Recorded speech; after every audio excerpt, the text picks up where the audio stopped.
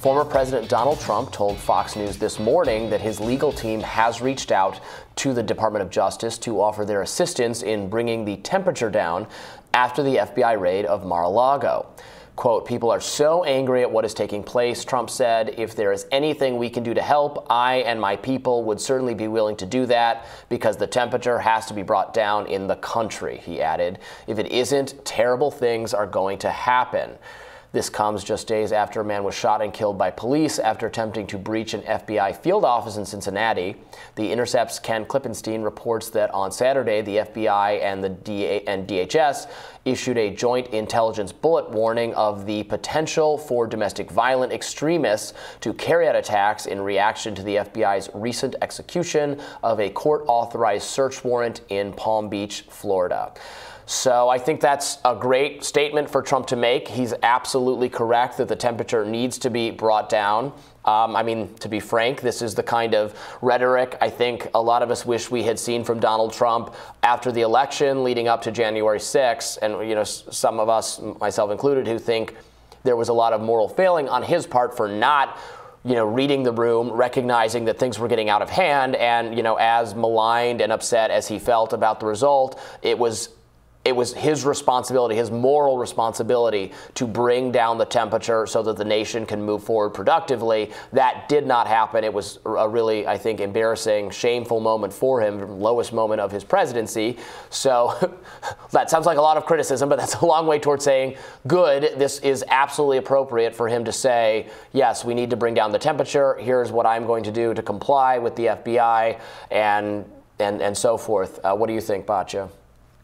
My first initial reaction was exactly like you just said. It's great that he cares about that he's speaking to that. I then thought to myself, he could give an address to his supporters, right, and say, right, guys, don't attack the FBI, so in a way, it seems to me a little bit recapitulating the failure of January 6th, the failure to stand up to his base. And I think, I personally think Trump has always been more afraid of his base than he has been leading them. He's always been sort of more of a follower, more somebody taking his notes from where he thinks the temperature is at. So in a way, I feel, if he's noticing that the temperature is so high, he's noticing these, potential threats to the FBI enough that he's reaching out to, the DOJ. I wish he would reach out to his own supporters. Can you imagine if he went on Fox News Live and said, guys, this is, it's a terrible thing that happened to me. They're persecuting me, sure. But, the answer to that is not what you're suggesting. The answer is vote for me and we'll get rid of them. Right? Well, and I wonder if he perhaps realizes,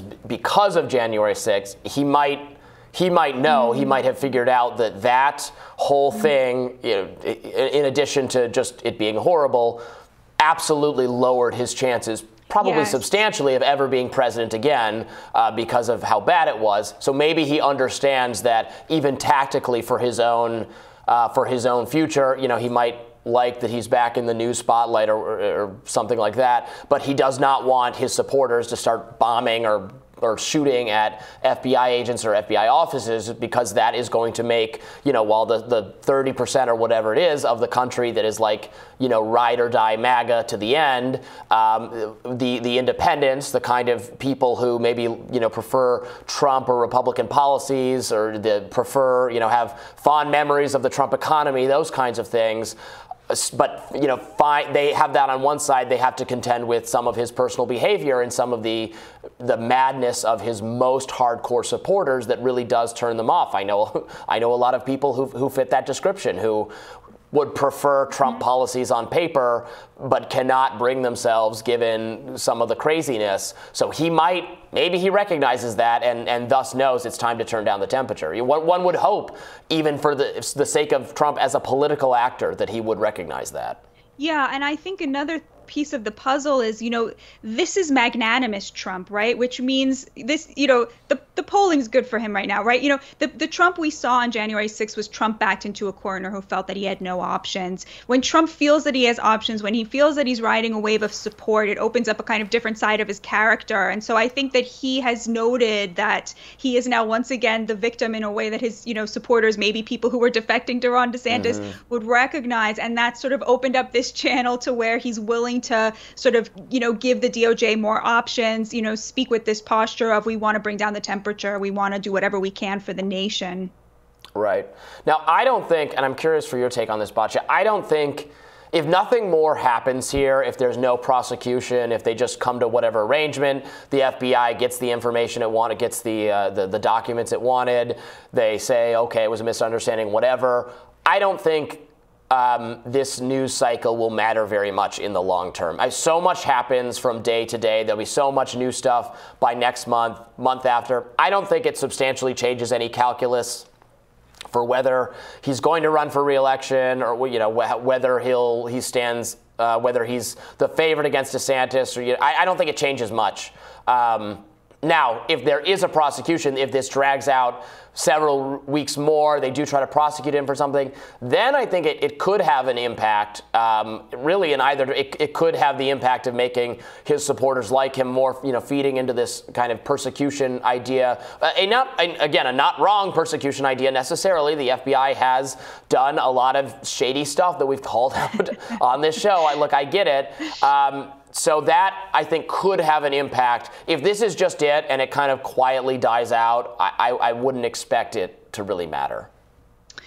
I mean, I very much want to see what's in the affidavit. I think a lot of Americans really want to see what's in that affidavit and judge for themselves, and that is their right. And so I really hope that's made public. And so every American can judge for themselves, how big of a breach this is. I do think that I agree with you that the sort of temperature is very likely to come down quite quickly because these Trump cycles are very fast. I do think that a lot of Americans now have solidified in their mind a kind of clearer idea of what the deep state is, what it represents, and how it could be coming for them as well, whatever level they're at, and that impression is likely to stay, and that there's maybe additional pressure on Ron DeSantis now to act like somebody who's willing to take on the deep state in the way that Trump really was. Right.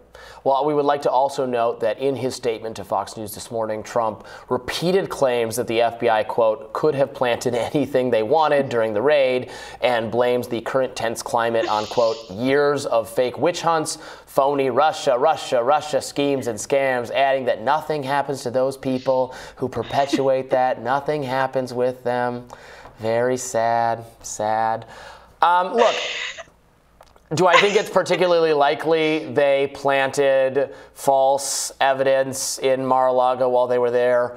No. But you can't always rule out utterly kind of crazy sounding things like that, because I don't think, not the FBI, local law enforcement, sure, does actually do things like that from time to time. It comes up in lawsuits against local police departments that they screwed up a drug raid or something, so they planted evidence, or they were trying to get that. That stuff does happen. There's corruption in law enforcement. I think at the top levels, it's usually not as overt as that. It's just that there's so much. The law has so many components to it that it is easy to entrap someone or ensnare someone if they put sufficient resources into it, by virtue of, they can interview you, you make some statement, even if it doesn't really matter. They're like, oh, that's not quite true, we can get you on perjury now. That usually is the shape and form that, if you want to call it persecution or witch hunts or whatever it is, takes at the form of elite law enforcement. Now, there is a history of the FBI did, Brianna talked about this in her radar last week, how the FBI treated Martin Luther King and other figures that goes way beyond into just absolutely crazy territory.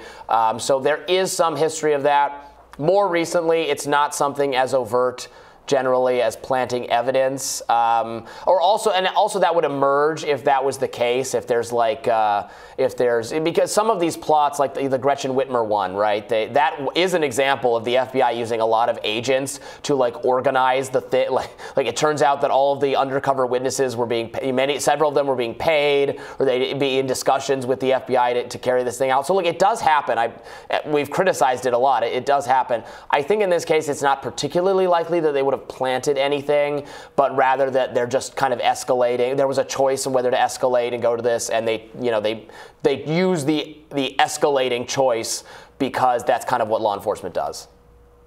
Right. As with much of what Trump says, there's sort of a kernel of truth, hiding beneath the bombast. Right. For example, the FBI did continue an investigation into the stuff we now to be the Russiagate hoax, even after they knew about the origins of the Steele dossier, right? You know, so you know, that is very different than saying, you know, there's like this huge conspiracy against him, right? But that's not great, right? Right. So I agree with you. You know, like putting your faith in the FBI, not a good idea, not something the left was ever known for. At the same time, you know, I look at someone like Christopher Wray, a Trump appointee. I look at somebody like Merrick Garland. That, to me, these people seem very non-political. And in his press conference, I felt that Merrick Garland, he seemed very, very genuinely upset about the attacks, you know, potential attacks against the FBI, but also he seemed like he had taken this decision not lightly. And that to me suggested